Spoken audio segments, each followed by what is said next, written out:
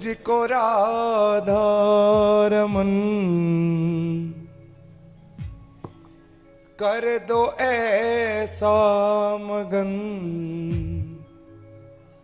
मुझको राधा रमन कर दो ऐसा मगन, मुझको राधा रमन कर दो ऐसा मगन, जपू मैं तेरो नाम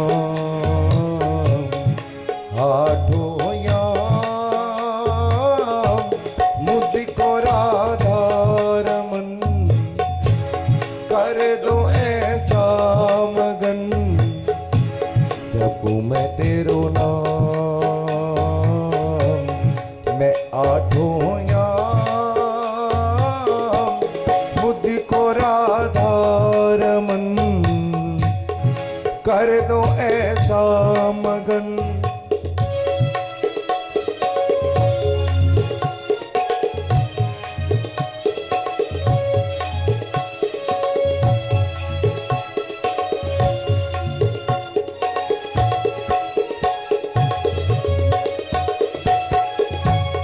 करुणा निदान मोह पे कृपा कर दीजिए, करुणा निदान मोह पे कृपा कर दीजिए, ब्रिज में बसा के मुझे सेवा सुख दीजिए, सेवा सुख दीजिए, प्रेम से भर दो मन गाऊं तुम रे भजन, जपू मैं तेरो नाम आठों याम, मुझको राधा रमन कर दो ऐसा मगन।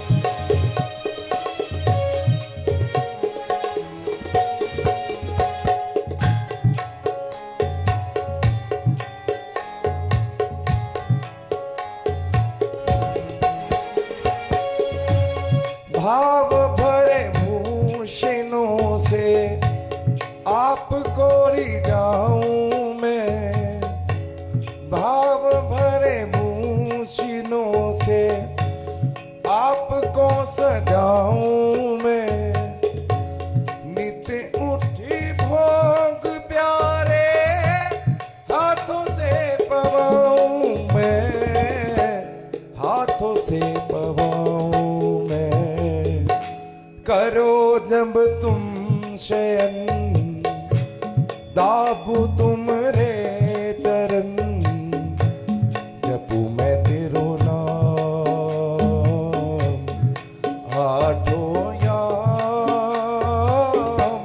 मुझको राधा रमन कर दो ऐसा मगन।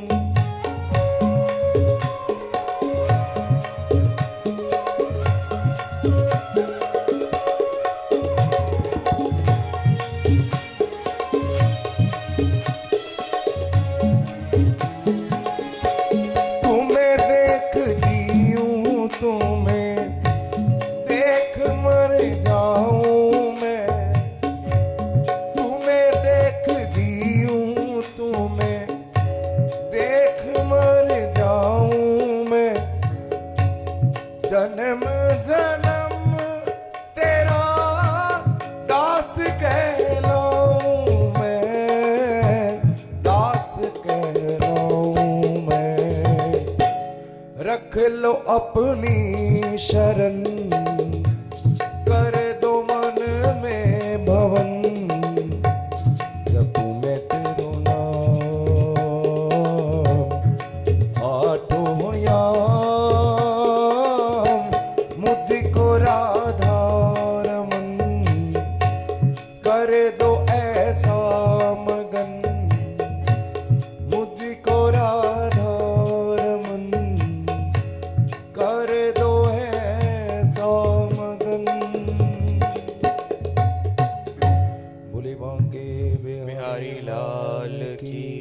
श्री सतगुरुदेव भगवान की जय। श्री व्यासी महाराज की जय। जय जय श्री राधे श्याम।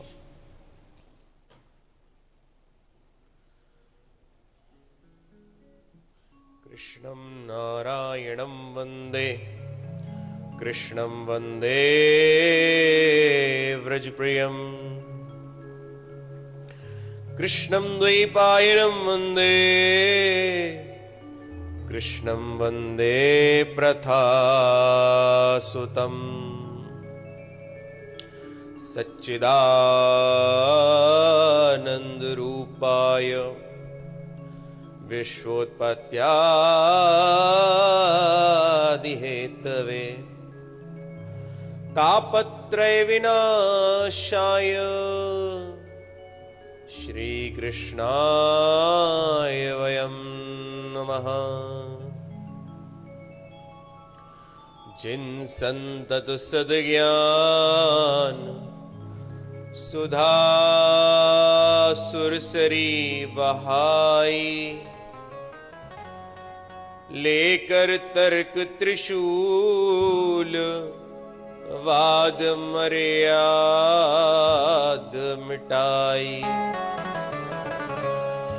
शमदम व्याल कराल भाल ज्ञ कला छिटकाई, वर वैराग्य विभूति भूति भूषण सुखदाई। जो सदघन सुख घन शांति घन बोध व्योम अविकार हैं, उन शंकर मौली मणीन्द्र पर ये पत्र पुष्प निहिसार हैं। नंदितानि दिगंतानि यस्यानन्दाम्बुविन्दुना, पूर्णानन्दं प्रभुं वन्दे स्वानन्दैकस्वरूपिणम्। सर्ववेदांत सिद्धांत गोचरं तम गोचरं, गोविंदं परमानंदं सद्गुरुं प्रणतोस्म्यहम्।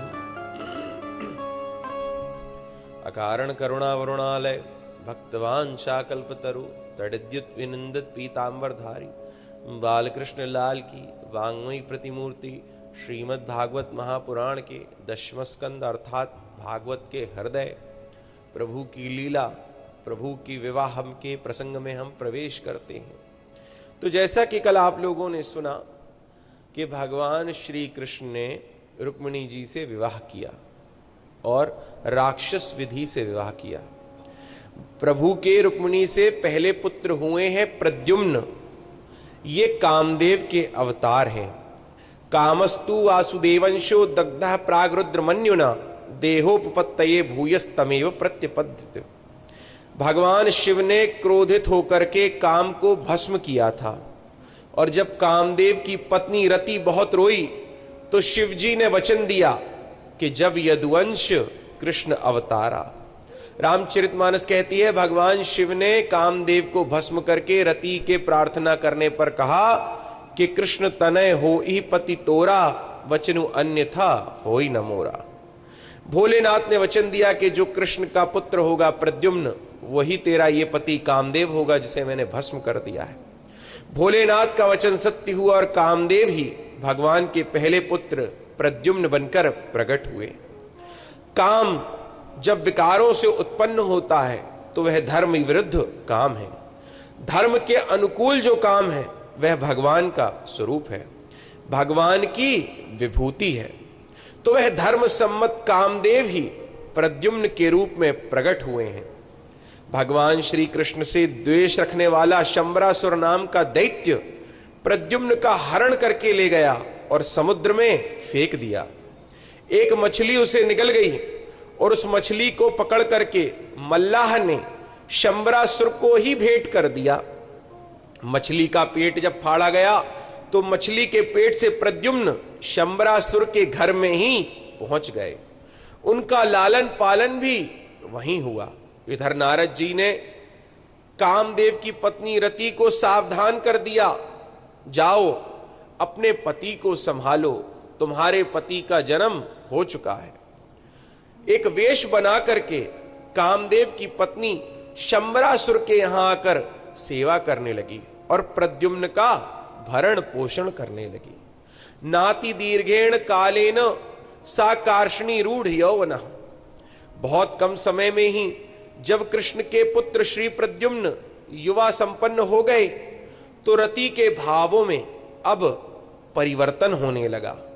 एक दिन प्रद्युम्न कहते हैं, हे देवी, एक तरफ तो तुम माता की तरह मुझसे प्रेम करती हो, मेरा लालन पालन करती हो, दूसरी ओर तुम्हारी दृष्टि और व्यवहार में मातृत्व दिखाई नहीं देता।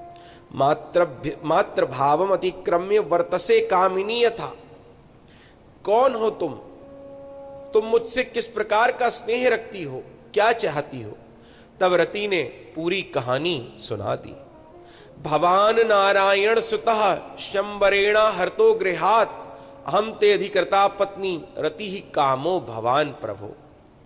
अरे हे प्रद्युम्न, आप तो साक्षात श्री कृष्ण के पुत्र हो और जिस शंबरासुर के घर में आप रह रहे हो वह शंबरासुर तो आपका सबसे बड़ा दुश्मन है। मैं तो आपकी जन्म जन्म की पत्नी रति हूं और आप मेरे जन्म जन्म के पति कामदेव हैं। सारी घटना विस्तार से सुनते ही प्रद्युम्न क्रोध में भर गए। शंबरासुर को जाकर ललकारा कि मैं ही तेरा काल, कृष्ण का लाल प्रद्युम्न हूं। शंबरासुर कांप गया कि मेरा काल मेरे ही घर में पल रहा था, इतना बड़ा हो गया। शंबरासुर में और प्रद्युम्न में भयंकर युद्ध हुआ। सैन्य शक्ति के साथ शंबरासुर का प्रद्युम्न ने संहार किया। प्रद्युम्न रति को लेकर के उसके साथ अपने पिता की नगरी श्री कृष्ण की नगरी द्वारका को वापस लौटे। रुक्मिणी के आनंद का तो पारावार ही नहीं रहा। पुत्र पैदा होते ही खो गया था और आज मिला तो बहुरानी के साथ ही मिल गया। प्रद्युम्न का स्वागत हुआ। सुखदेव जी कहते हैं, परीक्षित, प्रभु के और भी विवाह हुए थे। परीक्षित बोले, और विवाह कहां कहां हुए थे महाराज? सुखदेव जी बोले, परीक्षित वो भी सुन लो। सत्राजित नाम का एक राजा, जिसके पास स्यमंतक नामक चमचमाती हुई मणि थी, जो 8 भार सोना नित्य देने वाली थी। कुछ यदुवंशियों ने वह मणि भगवान के लिए मांगी तो सत्राजित ने मना कर दिया, और जब इसका छोटा भाई उस मणि को गले में धारण कर शिकार खेलने गया तो शेर के हाथों मारा गया। सत्राजित का भाई जब लौटकर घर नहीं आया तो सत्राजित ने समझा कि श्री कृष्ण ने मेरे भाई की हत्या करवाकर उस मणि को ले लिया है। सत्राजित ने अपनी पत्नी से कहा, देवी, मुझे तो पूरी शंका है कि कृष्ण ने मेरे भैया को मारकर मणि अपने पास रख ली है। जब तक इसका प्रमाण ना मिल जाए तब तक तुम किसी और से ये बात मत कहना।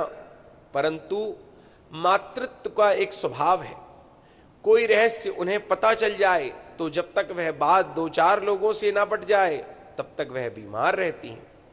तो उनकी पत्नी ने अपनी पड़ोसिन से चर्चा की, पड़ोसिन ने अपनी पड़ोसिन से चर्चा की, और करणे करणे जपंजनः बात फैलती चली गई। सारी जनता में चर्चा का विषय बन गया कि देखो, श्री कृष्ण की बचपन की आदतें अभी छूटी नहीं है। श्री कृष्ण पहले जब बचपन में चोर थे, पहले माखन चोरी करते थे, बड़े हो गए तो अब हीरे जवाहरात चुराने लग गए। भगवान ने कहा, राम राम, ये कलंक लग गया हमें। तो भगवान उस मणि की खोज में निकल पड़े। जंगल में ढूंढते ढूंढते देखा कि शेर मरा पड़ा है और सत्राजित का भाई प्रसेन वह भी वहीं मरा हुआ है। उन सब चिन्हों को देखते हुए, आसपास जो चिन्ह थे उन चिन्हों को देखते हुए आगे बढ़े तो जामवंत की गुफा में पहुंच गए। वहां देखा कि जामवंत की बेटी जाम्बवती उस मणि से खेल रही है। मणि को देखते ही प्रभु आश्वस्त हो गए। प्रभु को देखकर जाम्बवती घबरा गई कि ये कौन आ गया। जामवंत जी को जाकर के जाम्बवती ने बताया कि कोई गुफा में घुस आया है। जामवंत जी को भी क्रोध आया कि बिना हमारी अनुमति के हमारे घर में कौन घुस आया। क्रोध में आकर भगवान की छाती में उछलकर जामवंत जी ने एक मुक्का मारा। बदले में भगवान ने भी 2 मुक्का मारे जामवंत को। फिर क्या था, मुक्केबाजी प्रारंभ हो गई। 27 दिन तक जामवंत जी और श्री कृष्ण लड़ते रहे। 28वें दिन भगवान ने जामवंत जी को उठा करके पटक दिया और छाती पर चढ़ गए।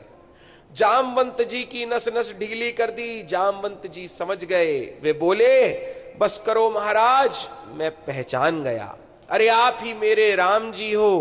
पहचान निकल आई सरकार। यहां तक कैसे आ गए आप? भगवान ने मणि चोरी का प्रसंग सुनाया और कहते हैं कि ये मणि मुझे दे दो। जामवंत जी बोले, प्रभु ये मणि शेर से लड़कर मैंने प्राप्त की थी और अपनी बेटी को मैंने ये मणि दान कर दी है। अब बेटी से वापस लेकर मणि आपको कैसे दूं? अरे बेटी का धन पिता कभी नहीं लेता। भगवान बोले, तो जामवंत जी अब क्या करें? जामवंत जी बोले, एक उपाय है सरकार, मेरी बेटी से आप विवाह कर लो और दहेज में मुझसे मणि ले लो। भगवान कहते हैं, जैसे आपकी इच्छा।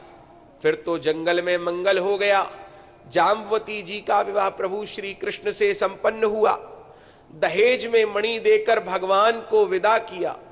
भगवान जाम्बवती जी को लेकर लौटकर द्वारका आए और सत्राजित को बुला करके बताया, सारा वृत्तांत सुनाया और मणि सत्राजित के हाथ में सौंप दी।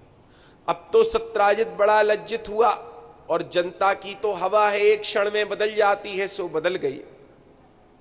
जो जनता कल कह रही थी कि कृष्ण बचपन का चोर है, देखो आदत कभी नहीं सुधरती, वही जनता कहने लगी, हम पहले ही कह रहे थे कि श्री कृष्ण के दरबार में भैया किस बात की कमी है। इस दुष्ट को शर्म भी नहीं आई कि इतने बड़े महापुरुष को इसने चोरी लगाई। एक क्षण में जनता की भाषा बदल जाती है। ये दुनिया भेड़ चाल है, जिधर हवा चलती है। बड़े बड़े राजनेता जनता के रुख को समझ नहीं पाते। चुनाव के सारे आंकड़े धरे के धरे रह जाते हैं, कोई समझ नहीं पाता जनता की हवा, जनता का रुख कब किसके साथ हो जाए। सत्राजित बहुत लज्जित हुआ और प्रभु श्री कृष्ण से बोला, महाराज अब तो एक ही उपाय है, आप मेरी बेटी सत्यभामा से विवाह कर लो, तो फिर मेरी जनता में बदनामी नहीं होगी। भगवान श्री कृष्ण बोलते हैं, जैसी आपकी इच्छा। धूमधाम से अपनी बेटी सत्यभामा का विवाह सत्राजित ने श्री द्वारकाधीश से किया और दहेज में मणि भी प्रदान कर दी। भगवान श्री कृष्ण कहते हैं, मणि तो हम नहीं लेंगे, क्योंकि यदि मणि ले ली तो जनता फिर हवा बदल देगी। लोग कहेंगे, देखो कृष्ण कितना होशियार है, मणि लेने के चक्कर में शादी कर ली, घूम फिर कर फिर वही मणि का चक्कर हमारे साथ जुड़ेगा। सत्राजित बोला, मैं तो अपनी बेटी को मणि देने का संकल्प कर चुका हूं श्री कृष्ण, इसलिए अब यह मणि अपने पास नहीं रख सकता। भगवान श्री कृष्ण बोले, तो एक काम करो, मणि तो हम नहीं रखेंगे, मणि तो तुम्हारे ही घर रहेगी, पर उस पर अधिकार हमारा होगा और इससे जो 8 भर सोना नित्य निकलेगा वह तुम हमारे घर भेजते रहना। इस प्रकार इस प्रसंग में भगवान के 2 विवाह हुए। रामायण काल में, त्रेता युग में जामवंत जी भगवान श्री राम से युद्ध करना चाहते थे, पर जामवंत जी तो राम जी की सेना में थे, तो भगवान श्री राम उनकी इच्छा को जानते थे और पूरी करना चाहते थे। तो वही राम जी जब श्री कृष्ण बने तो जामवंत से युद्ध करके उन्हें संतुष्ट किया। और ये मणि का प्रसंग जो सत्राजित के पास भगवान श्री कृष्ण ने मणि छोड़ दी, इसका कारण ये था कि जो मणि है ना, इससे जो 8 भार सोना निकलता है, उससे पहले इसकी भारी बहुत समय तक पूजा होती थी मणि की। अब भगवान श्री कृष्ण तो लीला करने आए हैं, तो सत्राजित को ही मणि दे दी, पूजा तुम करो 8 घंटे बैठकर, और 8 बार सोना निकलेगा तो वो हमारे कोष में डाल देना। एक बार भगवान, अब भगवान के कितने विवाह हो गए? एक रुक्मिणी से, एक जाम्बती से, एक सत्यभामा। अब एक बार भगवान अपने प्रिय पांडवों से मिलने के लिए द्वारकापुरी से दिल्ली पधारे। दिल्ली का ही प्राचीन नाम इंद्रप्रस्थ नगरी है। पांडवों ने प्रभु का बड़े अच्छे से स्वागत किया, आत्मीय स्वागत किया। एक दिन भगवान अर्जुन से बोले, मित्र चलो यमुना पार कहीं घूमने चलें। दोनों मित्र रथ में बैठकर घूमने निकले तो यमुना जी पर एक कन्या को तपस्या करते देखा। भगवान ने कहा, अर्जुन पता लगाओ ये देवी कौन बैठी है, ये यहां किस उद्देश्य से बैठी है और क्या कर रही है। अर्जुन ने जाकर पूछा, देवी आप कौन हैं, यहां एकांत में क्यों बैठी हैं? तब उस कन्या ने अपना परिचय दिया। अहम देवस्य सवितुर दुहिता पतिमिच्छति विष्णुम वरेण्यम वरदम तपः परममास्थिता। महाराज मैं सविता की दुहिता हूं, मेरा नाम कालिंदी है। मैं श्री द्वारकाधीश को पति के रूप में पाने के लिए तप कर रही हूं। सुनते ही अर्जुन मुस्कुराकर प्रभु के पास आए और बोले, प्रभु आपका बृहस्पति बड़ा जोरदार चल रहा है, ये कन्या आपको पाने के लिए तप कर रही है। भगवान ने कहा, तो फिर परिचय कराओ। कालिंदी का परिचय गोविंद से अर्जुन ने कराया। अर्जुन ने पाणी ग्रहण भी करवा दिया। यह हुआ प्रभु का चौथा विवाह। अब मध्य प्रदेश उज्जैन देश के राजा थे विंद और अरविंद। इनकी बहन का नाम था मित्रवृंदा। ये जो विंद और अरविंद हैं, ये राजनैतिक लाभ लेने के लिए अपनी बहन का विवाह दुर्योधन के साथ करना चाहते थे। जबकि मित्रवृंदा जो विंद और अरविंद की बहन है, मित्रवृंदा प्रभु श्री कृष्ण के नाम की माला जप रही थी। मित्रवृंदा के विवाह के स्वयंवर में जब मित्रवृंदा को प्रभु श्री द्वारकाधीश दिखाई पड़े तो मित्रवृंदा ने किसी के विरोध की परवाह ना करते हुए वरमाला श्री कृष्ण के ही कंठ में डाल दी। भगवान ने पाणी ग्रहण कर लिया। मित्रवृंदा के भाइयों ने जब विरोध किया तो भगवान मित्रवृंदा को हरण करके ले गए और द्वारका में आकर सानंद रहने लगे। यह हुआ भगवान का 5वां विवाह।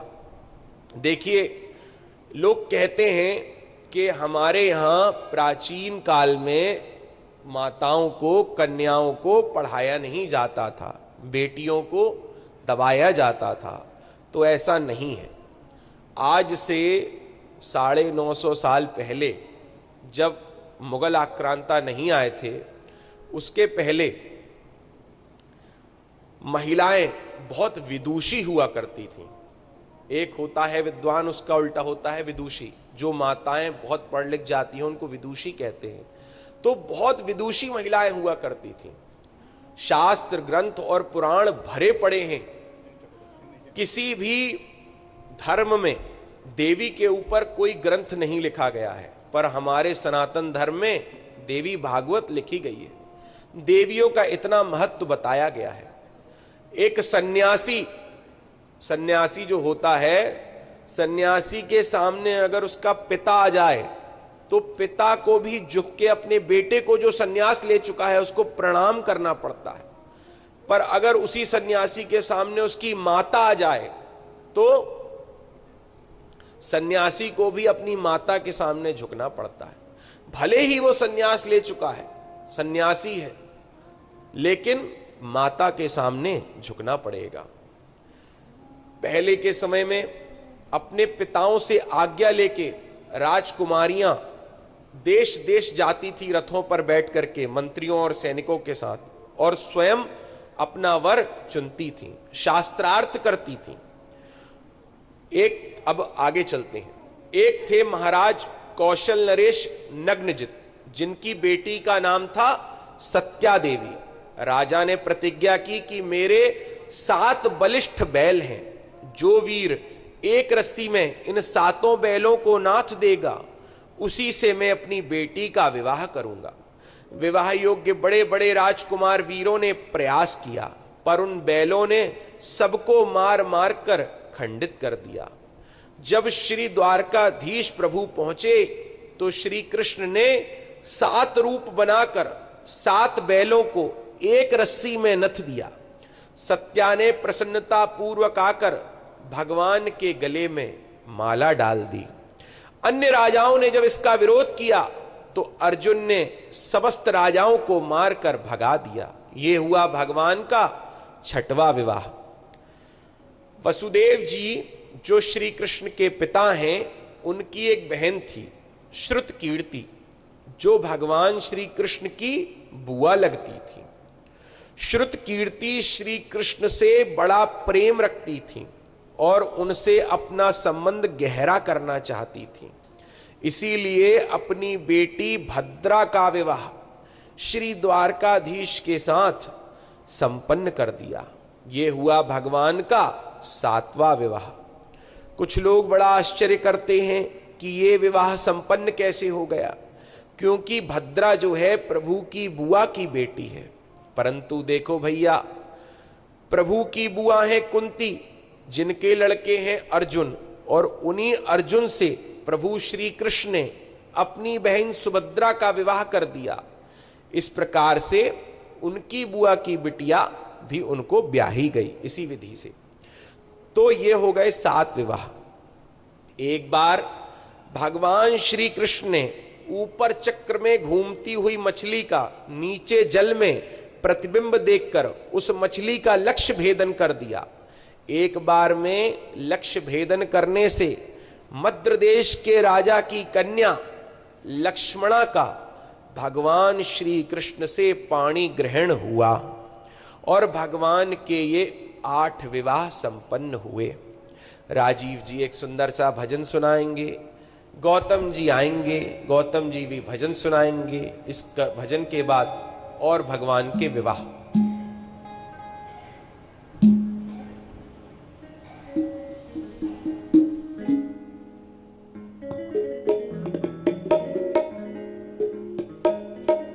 भोले बांके बिहारी लाल की जय।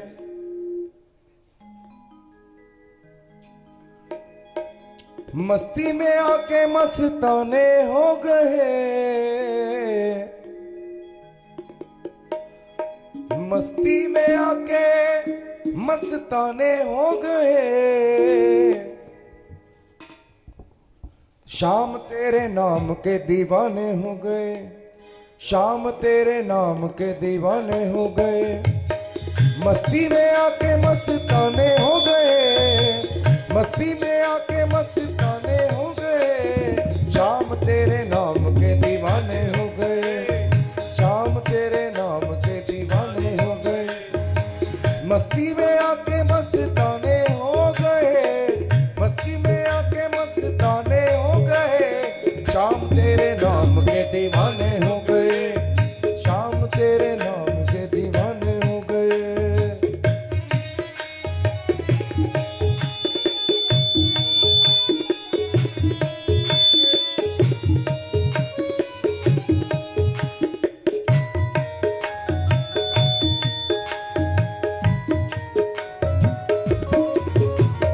तेरे बिना दिल कहीं लगता नहीं, मन का चिराग कहीं लगता नहीं, मन का चिराग कहीं लगता नहीं, मन का चिराग कहीं लगता नहीं। तेरे बिना दिल कहीं लगता नहीं, मन का चिराग कहीं लगता नहीं। सारी दुनिया से वो बेगाने हो गए, सारी दुनिया से वो बेगाने हो गए। शाम तेरे नाम के दीवाने हो गए, बाबा तेरे नाम के दीवाने हो गए।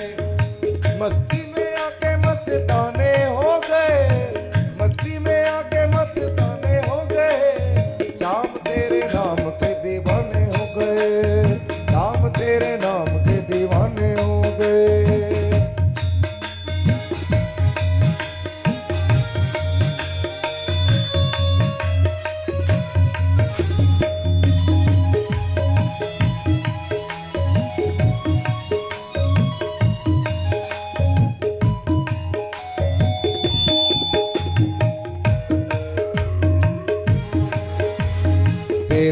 बिना कुछ मुझे भाता नहीं, मन को सुकून कहीं आता नहीं, मन को सुकून कहीं आता नहीं, मन को सुकून कहीं।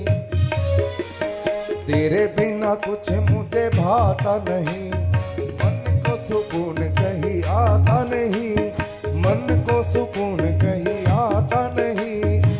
लबों पे तेरे ही तो तराने हो गए, लबों पे तेरे ही तो तराने हो गए, शाम तेरे नाम के दीवाने हो गए, शाम तेरे नाम के दीवाने हो गए। मस्ती में आके मस्ताने हो गए, मस्ती में आके मस्ताने हो गए, शाम तेरे नाम के दीवाने हो गए, शाम तेरे नाम के दीवाने हो गए।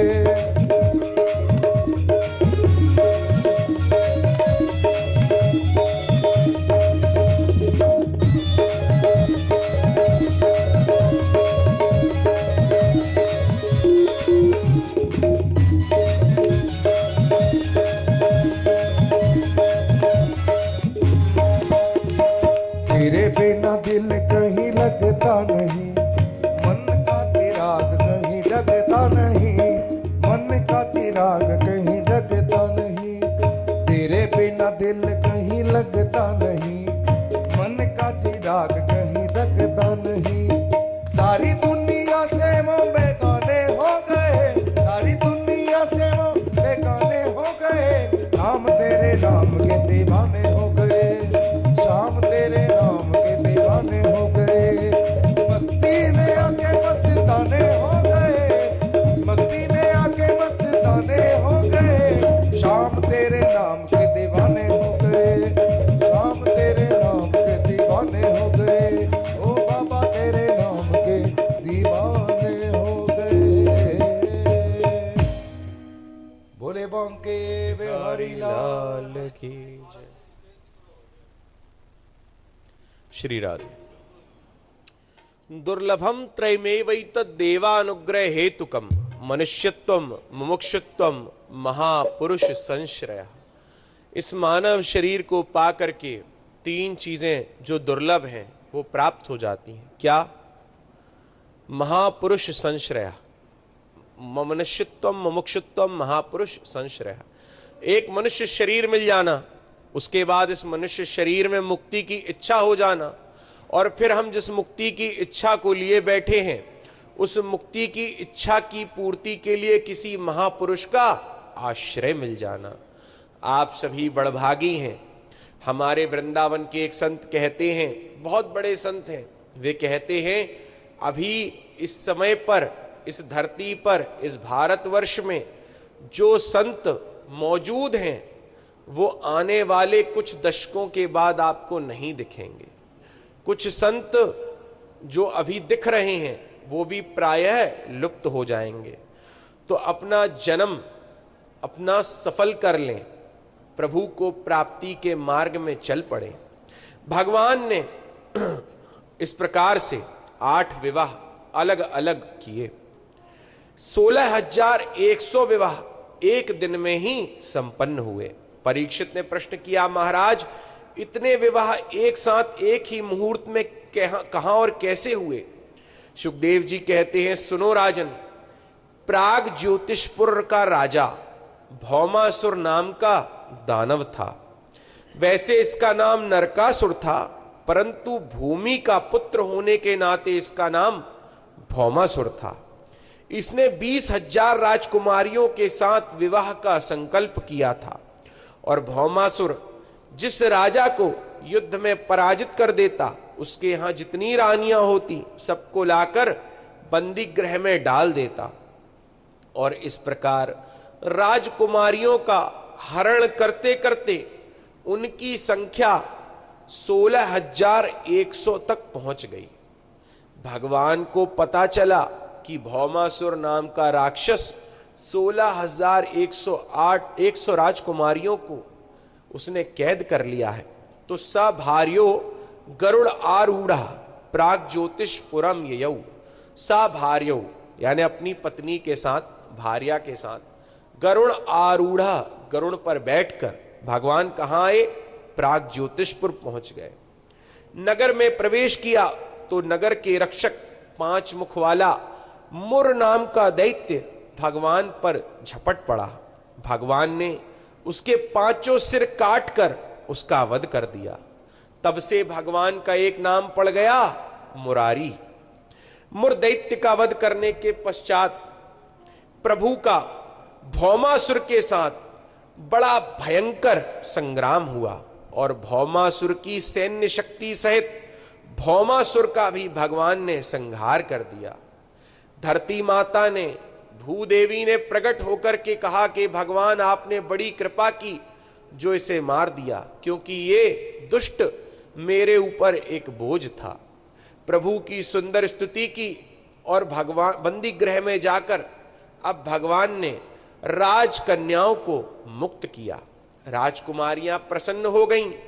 प्रसन्न होकर प्रभु को प्रणाम करके बोली, सरकार आपने हम पर बड़ी कृपा की, इस बंदी गृह की 4 दीवारी से तो मुक्त कर दिया, पर एक समस्या है, अब हम यहां से कहां जाएंगे?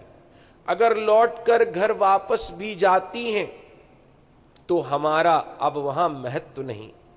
कोई राजकुमार भी हमारे बंदी गृह में रहने के कारण हमसे विवाह करने तैयार नहीं होगा। इसलिए अब तो मृत्यु के अतिरिक्त हमारे सामने कोई मार्ग नहीं बचा। हे श्री कृष्ण, हमारा उद्धार कीजिए। भगवान श्री कृष्ण कहते हैं, घबराओ मत, जिसके लिए सारे रास्ते बंद हो जाते हैं उसके लिए मेरे घर के दरवाजे सदा खुले रहते हैं।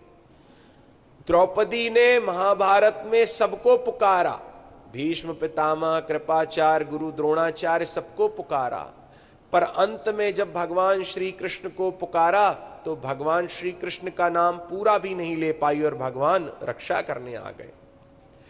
भगवान के द्वार सबके लिए खुले हैं। समस्त राजकुमारियां भगवान के चरणों में समर्पित हो गईं। प्रभु आपने हमें नव जीवन दे दिया, ये जीवन आपके चरणों में ही हम समर्पित करते हैं। भगवान ने तथास्तु कहकर सभी राजकुमारियों को एक ही मुहूर्त में विवाह करके स्वीकार किया। इस प्रकार से परीक्षित भगवान के 16,108 विवाह हुए। कालांतर में कुछ समय बीतने के बाद भगवान की प्रत्येक रानी से 10-10 बेटे और एक एक बेटी का जन्म हुआ। इस प्रकार प्रभु के पुत्र और कन्याओं का जन्म हुआ। भगवान की कुल संतानें कितनी कहलाई? 2.25 लाख। परीक्षित बोले, भगवान इतने बड़े परिवार में भगवान रहते कैसे थे? उनकी गृहस्थ लीला पर भी कुछ प्रकाश डालिए। आज तो 2 बच्चे हो जाएं तो जीव परेशान हो जाता है, और बड़े शहरों में तो अब 2 भी नहीं होते। सुखदेव जी कहते हैं, सुनो राजन, भगवान इतने विशाल परिवार के बीच भी हमेशा प्रसन्न अवस्था में रहते हैं, मुस्कुराते ही रहते हैं। ये प्रभु की विशेषता है। एक दिन प्रभु ने सोचा कि हमारी इतनी सारी रानी पटरानियां हैं, कभी कोई रूठ जाए तो कोई कोप भवन में बैठ जाती है और हम उसे मना भी लेते हैं। रूठी रानियों को मनाने में श्री कृष्ण को आनंद भी बहुत आता है, परंतु आज तक हमारी रुक्मिणी हमसे कभी नहीं रूठी। चलो आज रुक्मिणी को थोड़ा नाराज करके देखते हैं, देखें रुक्मिणी को क्रोध आता भी है कि नहीं, और क्रोध आएगा तो देखें वह कैसे लगती है। तो आज भगवान रुक्मिणी के कक्ष में बड़ी गंभीर मुद्रा में आकर बैठ गए। रुक्मिणी ने पहली बार प्रभु के मुख पर गंभीरता देखी तो आकर पंखा लेकर हवा करने लगी और श्री कृष्ण से कहती हैं धीरे से, कृष्ण क्या बात है महाराज, आज कैसे गुमसुम से बैठे हो? भगवान एकदम चौंक कर रुक्मिणी के मुख की ओर देखते हुए बोले, रुक्मिणी एक बात बताओ, तुमने हमसे विवाह क्यों किया? ये प्रश्न सुनते ही रुक्मिणी के तो होश उड़ गए। हे भगवान, आज मुझसे जाने क्या गलती हो गई, ये कैसी बातें कर रहे हैं? शादी हुए वर्षों बीत गए, 10 पुत्रों के पिताजी भी बन गए, और अब हमसे पूछ रहे हैं कि तुमने हमसे विवाह क्यों किया? अरे इस प्रश्न का अब कोई तुक बनता है क्या? रुक्मिणी बेचारी मौन, कुछ नहीं बोल रही, और भगवान श्री कृष्ण तिरछी निगाह से देख रहे हैं कि देखें रुक्मिणी को गुस्सा आता है कि नहीं। पर रुक्मिणी के चेहरे पर कोप का कोई लक्षण नहीं, कोई क्रोध नहीं। अब भगवान श्री कृष्ण ने देखा कि इन्हें तो क्रोध ही नहीं आता। भगवान और अधिक छेड़ने लगे, रुक्मिणी मेरी दृष्टि से तो हमारा तुम्हारा जोड़ा कुछ ठीक नहीं बनता। कहां तुम राजकुमारी और कहां हम अपने राम, जिनका कोई ठिकाना नहीं, जिनके खानदान का पता नहीं, गुण हम में कुछ है नहीं। ये भले ही मान लो कि हां एक गुण है, हम तो नंबर 1 के चोर हैं। हमने तो केवल चोरी का ही गुण बचपन से सीखा है। यदि तुम ये कहो कि हम बड़े पराक्रमी हैं, तो हे रुक्मिणी हम तो रणछोड़ हैं, रणभूमि को छोड़ करके भाग चुके हैं। जब हमारी जन्मभूमि मथुरा पर संकट आया तो जन्मभूमि को भी छोड़ दिया। तुम यदि ये कहो कि मैंने तो अपने माता पिता की आज्ञा अनुसार शादी की है, तो तुम्हारी और हमारी शादी में माता पिता की भी आज्ञा नहीं थी। तुम्हारे माता पिता तो शिशुपाल को पसंद करते थे, वह खानदानी था, चेदी देश का होने वाला राजा था। देखो आज वो चेदी देश का राजा है और हम तो अभी राजा भी नहीं बने। हमारे राज्य का संचालन तो उग्रसेन महाराज, जो कंस के पिता है, वह करते हैं। अब रुक्मिणी की धड़कन बहुत तेज हो गई। जब इतना सब सुनने पर भी रुक्मिणी कुछ नहीं बोली, तो भगवान बोले, रुक्मिणी मैं तो कहता हूं कि अभी भी कुछ नहीं बिगड़ा है। जैसे ही ये शब्द सुना कि रुक्मिणी के पूरे होश उड़ गए, हाथ का पंखा दूर गिर गया और रुक्मिणी मूर्छित होकर गिरने लगी। भगवान समझ गए कि अब ये घबरा गई हैं। पर्यंकाद अवरुयाशु तामुत्थाप्य चतुर्भुजा, चतुर्भुज में भगवान श्री कृष्ण दौड़े, 2 भुजाओं से 4 भुजाएं बना ली, 2 भुजाओं से रुक्मिणी को थाम लिया, तीसरी भुजा से पंखा झलने लगे और चौथी भुजा से जल छिड़कने लगे। रुक्मिणी जी को होश आया। भगवान ठहाका मारकर हंसे, ए देवी, अरे विवाह हुए इतने वर्ष बीत गए, 10 पुत्रों की तुम माता जी बन गई, और आज मैंने तुमसे थोड़ा सा परिहास क्या किया? इस छोटे मोटे परिहास की बातों में तुम इतना घबरा गई? अरे ये सब हंसी मजाक की बात थी। एक बात कहूं, गृहस्थ जीवन सुबह से शाम तक झंझटों के अलावा कुछ है ही नहीं। बस एक ही चीज सबसे अच्छी है, अयम ही परमो लाभो ग्रहेशु ग्रह मेधि नाम निर्यति याम प्रियया भीरु भामिनी। भगवान कहते हैं, अरे सुंदरी, गृहस्थ व्यक्ति प्रपंचों से पीड़ित होकर जब अपनी प्रिया के पास पहुंचता है, तो हास परिहास मनोरंजन करके सारे प्रपंचों को भूल जाता है। इसलिए परिहास करना बहुत आवश्यक है। और एक हो तुम जो हंसी मजाक की बात में घबरा गई। अब तो रुक्मिणी सावधान होकर बैठ गई और प्रत्येक बातों का बड़ा सटीक जवाब दिया। ऐसा जवाब दिया कि भगवान भी गदगद हो गए। रुक्मिणी ने कहा, सरकार आप भले ही मुझसे ये सारी बातें मजाक में कह रहे थे, परिहास थी, परंतु जो कुछ भी कहा वह एकदम सत्य है। आपने भले ही मुझसे, भगवान बोले, अच्छा तो तुम्हें मेरी कौन सी बात सत्य मालूम पड़ी? अच्छा बताओ मैंने क्या सत्य कहा? रुक्मिणी बोली, सुनिए सरकार, आप सही कह रहे थे कि आपके माता पिता का पता नहीं है। हर किसी के माता पिता का पता है, हर किसी का आदि है, अंत है, मध्य है, पर आपका आदि मध्य और अंत वेद भी नहीं जानते। वे भी नेति नेति कहकर आपको प्रणाम करते हैं।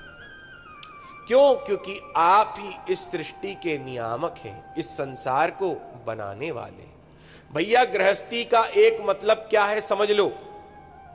एक बाबा मिले, हंसी मजाक में उन्होंने कहा, बोले ग्रह यानी घर।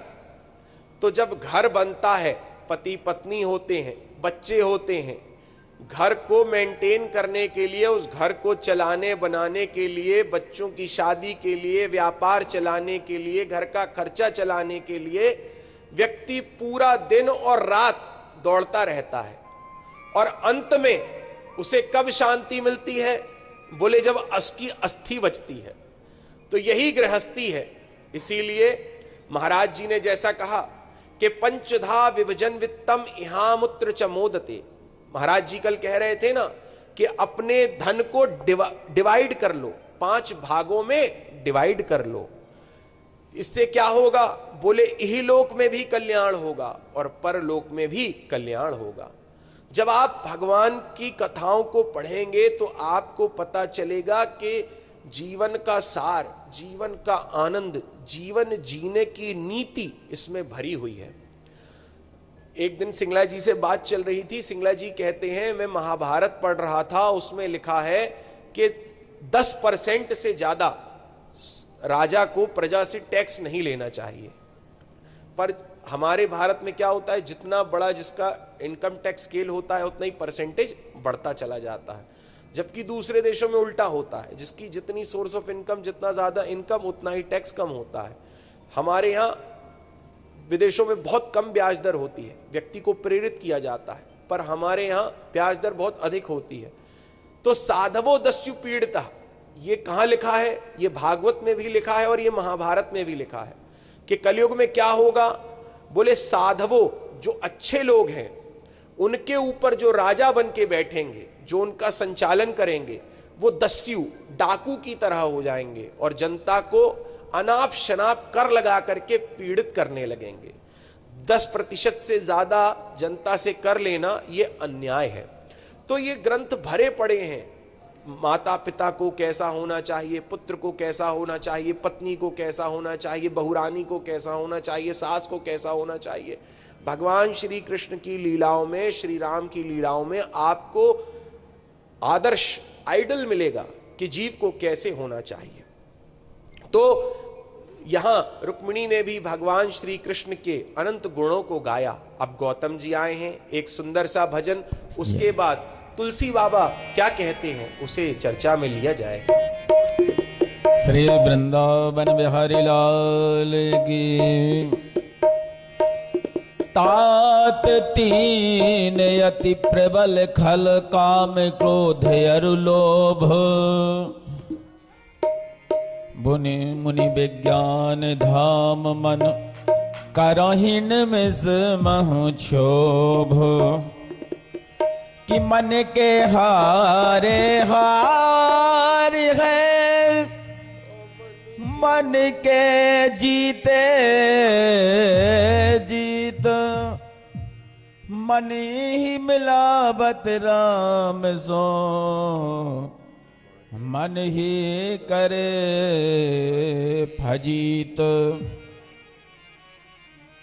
यह मन की गति अटपटी समझ सके न कोय, जब मन की खटपट मिटे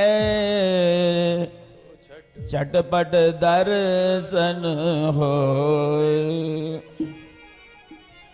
आइए, मनो मनुष्याणाम कारणम बंधु मोक्ष। मन की मनस्थिति के कारण ही जीव को सुख दुख जन्म मरण का सामना करना पड़ता है। मन कहाँ होना चाहिए? मम पद मन ही बांध बर डोरी, सबकी इच्छा ताग बटोरी। मन लगा है भोगों में, कहीं और लगा है मन। मन लगा है भोगों में, अरे पार कैसे जाओगे? हाँ, मन लगा है भोगों में, तालियां बजा के, पार कैसे जाओगे? मन लगा है भोगों में, पार कैसे जाओगे? मन लगा है भोगों में, पार कैसे जाओगे? मन लगा है भोगों में, पार कैसे जाओगे? मन लगा है भोगों में, पार कैसे जाओगे? खाली हाथ आए थे, खाली हाथ जाओगे? खाली हाथ आए, मीठी मीठी तालियां सभी बजाएं, जय जय। खाली हाथ जाओगे।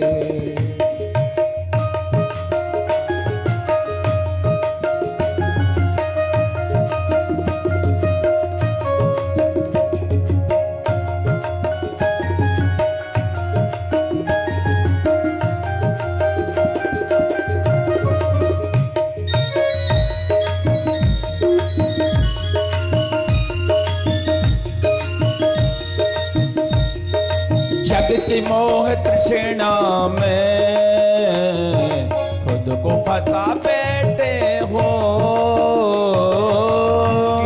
दर्शनों में शब्दों पर ध्यान दें। बैठे हो। ओ जग की मोह तृष्णा में खुद को फंसा बैठे हो, तृष्णा में खुद को फंसा बैठे हो। मेरी में की ममता से कैसे छूट पाओगे? मेरी ममता से कैसे छूट जाओगे? हाँ, मन लगा है भोगों में, पार कैसे जाओगे? मन लगा है भोगों से, हरि बोल। पार कैसे जाओगे?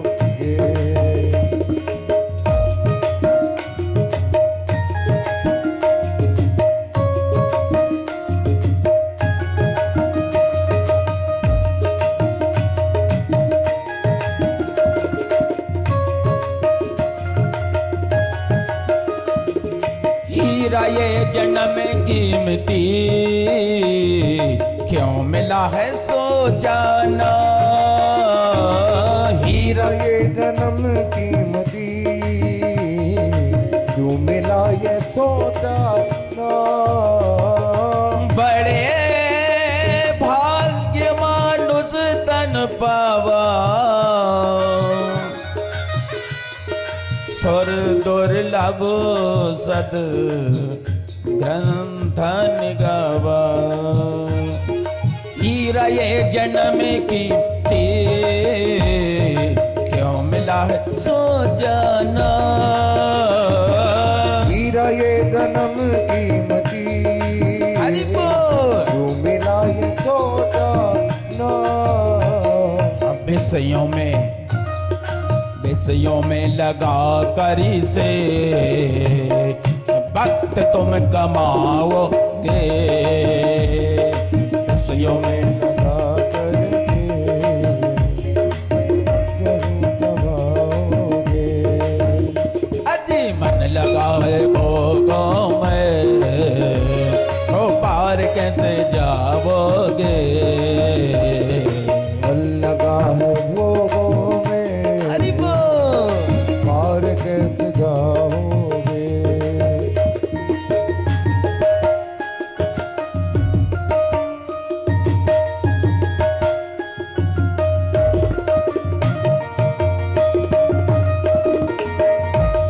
जय हो।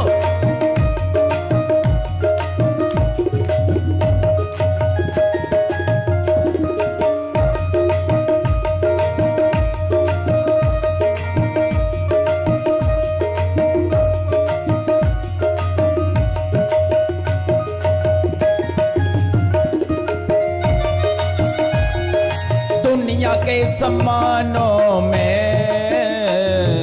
पाया है चैन किसने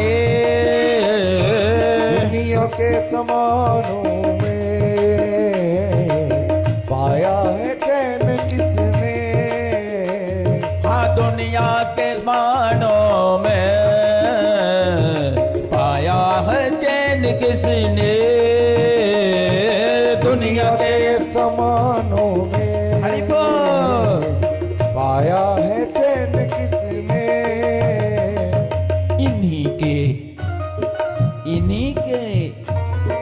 इन्हीं के ख्यालों में खुद को भूल जाओगे।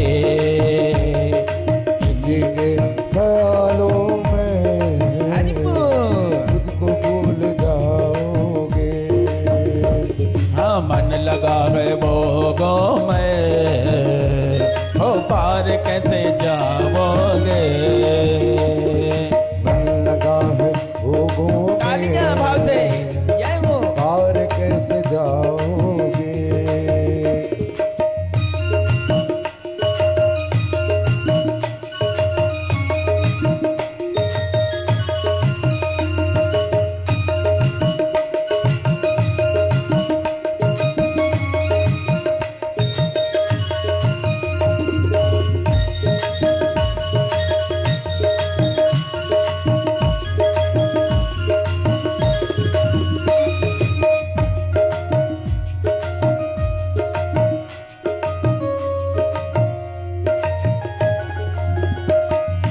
अब भी वक्त है भक्तो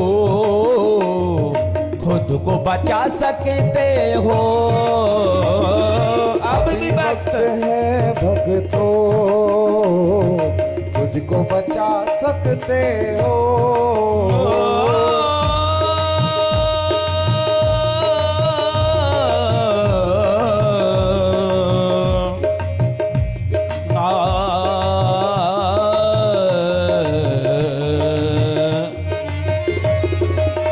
बहुत गई तोड़ी रही नारायण अब चेत। काल चिरैया चुग रही निस दिन आयु घेर। अब भी वक्त है भक्तो खुद को बचा सकते हो। अभी वक्त है भक्तो खुद को बचा सकते हो। कैसे बचा सकते हो? ज्ञान लेके सतगुरु से, ज्ञान लेके सतगुरु से अरे अमर सुख पाओगे।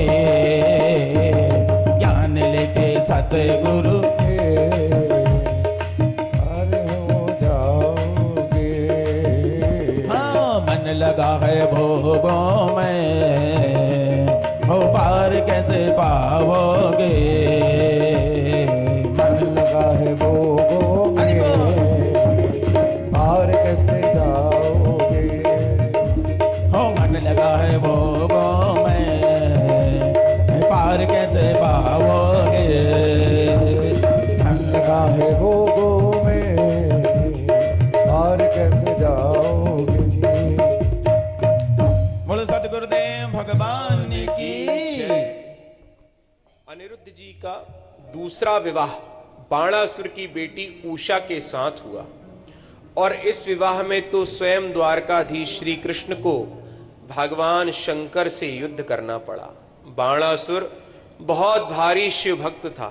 उसकी बेटी उषा ने स्वप्न में अनिरुद्ध से गंधर्व विवाह रचा लिया और प्रतिज्ञा की मेरा विवाह उसी से होगा जिसे मैंने स्वप्न में देखा है। बाणासुर के मंत्री की बेटी थी चित्रलेखा जो बड़ी मायावी और विचित्र चित्रकार थी। उसने चित्र बनाते बनाते जब अनिरुद्ध का चित्र बनाया तो उसे देखते ही उषा प्रसन्न हो गई। चित्रलेखा ने कहा, चिंता मत कर बहन, मैं इन्हें तेरे सामने लाती हूं। मायावी चित्रलेखा आकाश मार्ग से उड़ती हुई गई और द्वारकापुरी से सोते हुए अनिरुद्ध को पलंग सहित उठाकर ले आई। बाणासुर के राजभवन में उषा के कमरे में अनिरुद्ध जी की नींद खुली तो वे पूछते हैं, देवी आप कौन हैं? उषा ने कहा, मैंने ही आपको बुलवाया है, मैं आपसे विवाह करना चाहती हूं। अनिरुद्ध जी ने भी उषा को पसंद किया और दोनों का गंधर्व रीति से चुपचाप विवाह हो गया। अब राजकुमारी के भवन में अनिरुद्ध विराजमान है। किसी बात पर उन्हें जोर से हंसी आ गई, सो द्वारपाल ने सुन लिया। द्वारपाल के कान खड़े हो गए कि राम राम, राजकुमारी के महल में पुरुषों का प्रवेश वर्जित है। अंदर से हंसने की आवाज कैसे आ गई? जाकर बाणासुर से शिकायत की। वे कहता है, कन्याया कुलदूषणम। बाणासुर दौड़ा आया और राजकुमारी उषा के भवन में अनिरुद्ध को देखकर कुपित होकर बंदी बनाकर बंदी गृह में डाल दिया। यहां नारद जी जो हमारे आज तक का काम करते हैं, वे नारद जी भगवान द्वारकाधीश को खबर करने पहुंच गए। सरकार, बच्चे सब आनंद से हैं। भगवान श्री कृष्ण बोले, और तो सब ठीक है, पर आजकल कुछ दिनों से अनिरुद्ध का पता नहीं चल रहा है, न जाने कहां चला गया। नारद जी बोले, वाह महाराज, आपको कुछ पता ही नहीं, वह बाणासुर के यहां बंदी बना बंदी गृह की हवा खा रहा है। भगवान पूरी नारायणी सेना के साथ बाणासुर की नगरी शोणितपुर चल दिए। बाणासुर भगवान भोलेनाथ का परम भगत था और भोलेनाथ ने उसे एक ध्वज दिया था और कहा था कि जिस दिन ये ध्वज टूटकर गिर जाए, समझना तुझ पर बहुत बड़ा संकट आने वाला है। भगवान श्री कृष्ण ने शोणितपुर पर चढ़ाई कर दी और उधर उसका ध्वज टूटकर गिर गया। बाणासुर घबरा गया, भोलेनाथ के पास आकर बोला, प्रभु आप ही मेरे स्वामी हो, आप ही मेरे रक्षक हो, आज मेरी रक्षा करो। भगवान शिव ने वचन दिया, चिंता मत करना चेले, मैं तेरे साथ हूं। भोलेनाथ बाणासुर के महल के मुख्य द्वार पर पहुंचकर त्रिशूल लेकर खड़े हो गए और बोले, तू जाकर अंदर विश्राम कर। अब जैसे ही द्वारकाधीश युद्ध के लिए आए, श्री कृष्ण युद्ध के लिए आए, तो भोलेनाथ को देखकर नमस्कार किया। अरे भोले बाबा प्रणाम। भोलेनाथ ने कहा, स्वागत है सरकार, आप यहां कैसे? श्री कृष्ण बोले, इस बाणासुर ने मेरे पौत्र अनिरुद्ध को बंदी बना रखा है, तो उसे इस दुस्साहस का दंड देने आए हैं। आप यहां कैसे खड़े हो महाराज? भगवान शिव ने कहा, महाराज आप जिससे लड़ने आए हो, मैं उसी की रखवाली के लिए खड़ा हूं, वो मेरा चेला है। द्वारकाधीश ने कहा, प्रभु आप हटिए, हम बिना दंड दिए नहीं छोड़ेंगे। भोलेनाथ ने कहा, प्रभु चेला के साथ हम भी विश्वासघात नहीं कर सकते, उसकी रक्षा का वचन हमने दिया है, उसे छोड़ नहीं सकते। भगवान बोले, तब तो फिर युद्ध होगा। क्या था? दोनों भगवान शिव और कृष्ण आमने सामने। इस भयंकर युद्ध में दिव्यास्त्रों का प्रयोग किया गया। भोलेनाथ ने अपना अत्यंत अमोघ पशुपतास्त्र चला दिया, उधर भगवान ने अपना नारायणास्त्र संभाल लिया। महात्मा सभी संत खड़े हो गए और कहते हैं, सरकार क्या अभी प्रलय करना है? अरे अगर आप दोनों विभूतियां यदि टकरा जाएं तो अभी विश्व का संहार हो जाएगा। दोनों ने शांत मुद्रा धारण की। भगवान शिव और कृष्ण ने शांत होकर अपने अपने ज्वर को भेजा। द्वारकाधीश ने वैष्णव ज्वर को भेजा और भगवान शिव ने माहेश्वर ज्वर को भेजा। वैष्णव ज्वर और माहेश्वर ज्वर आपस में टकराए। अंत में वैष्णव ज्वर ने माहेश्वर ज्वर को, भगवान शिव के ज्वर को परास्त कर दिया। माहेश्वर ज्वर ने भगवान श्री कृष्ण की 4 श्लोकों में स्तुति गाई। जो भी इन 4 श्लोकों का नित्य पाठ करता है, उसे कभी ज्वर बाधा यानी बुखार और नहीं सताते। वे कहते हैं, नमामि तो अनंत शक्तिम परेशम सर्वात्मनम केवलम यप्ति मात्रम विश्वोत्पत्ति संस्थान संरोध हेतुम यत्यत ब्रह्म ब्रह्मलिंगम प्रशांतम। माहेश्वर ज्वर ने भगवान प्रभु द्वारकाधीश की स्तुति गाई। भगवान ने प्रसन्न होकर माहेश्वर ज्वर को शाप मुक्त किया और भगवान ने ब्रह्मास्त्र के द्वारा भोलेनाथ भगवान शिव को मोहित कर दिया। ब्रह्मणास्त्र का प्रभाव है कि यदि उसका प्रयोग किया जाए तो जम्हाई आने लगती है। भोले बाबा को जोर जोर से जम्हाई आने लगी। भोलेनाथ चुटकी बजाते रहे और भगवान भीतर घुस गए। बाणासुर युद्ध के लिए आया तो भगवान ने सुदर्शन चक्र से उसके 1000 हाथों को काटना प्रारंभ कर दिया। जब बाणासुर के 4 हाथ बचे तो उसकी धाई मां कोटरा देवी नग्न होकर रणभूमि में आ गई। भगवान मुंह फेर कर खड़े हो गए और बाणासुर प्राण बचा के भाग गया।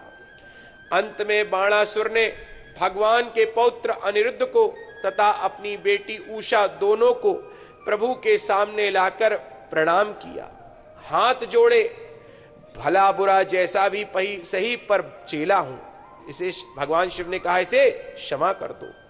भगवान हंसकर बोले, भोले बाबा तुम्हारा चेला है तो मेरा भी कुछ लगता है।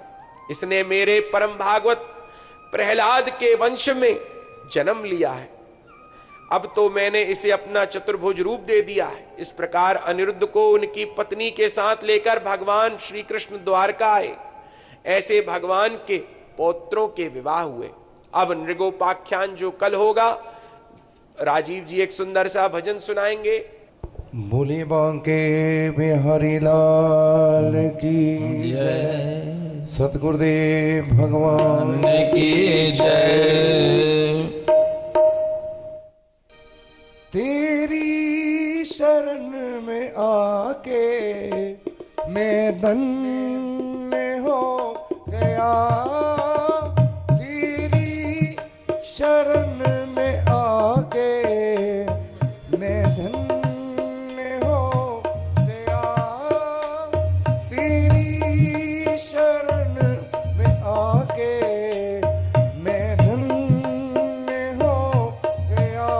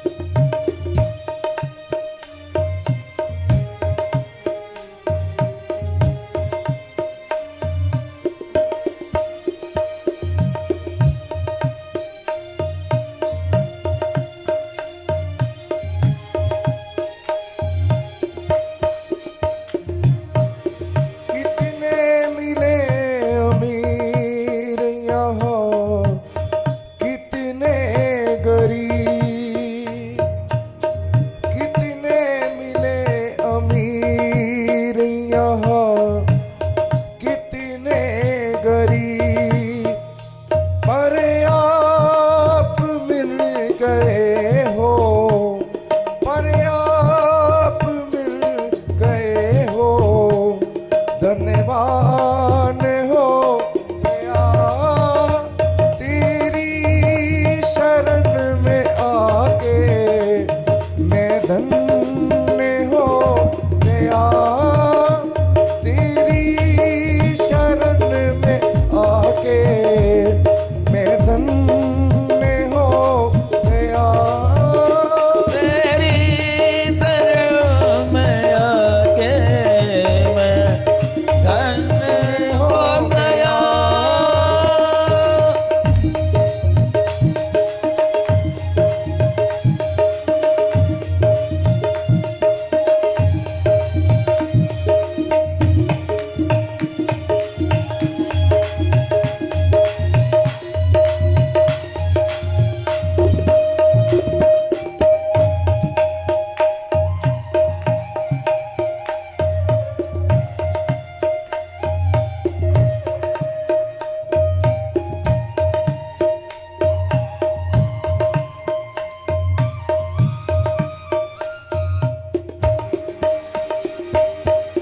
मुद्दतों से तड़प रहा था प्रभु, मुद्दतों से तड़प रहा था प्रभु, मुद्दतों से मैं एक आपका सहारा, एक आपका सहारा साकार हो गया। तेरी शरण में आके मैं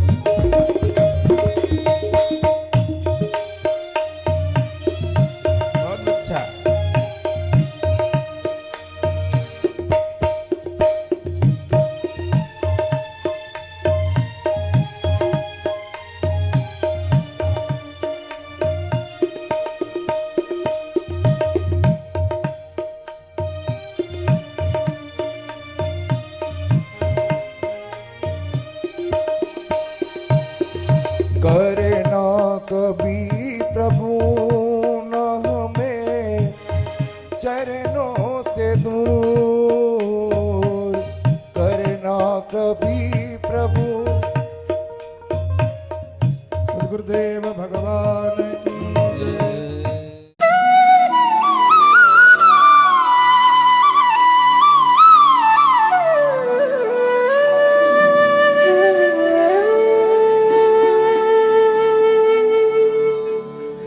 आप हमारे संत वाणी चैनल को सब्सक्राइब करें, वीडियो को लाइक करें, शेयर करें और हाँ, बेल आइकन पर क्लिक करना बिल्कुल ना भूलें ताकि हमारी किसी भी वीडियो की सूचना सबसे पहले आपको मिले।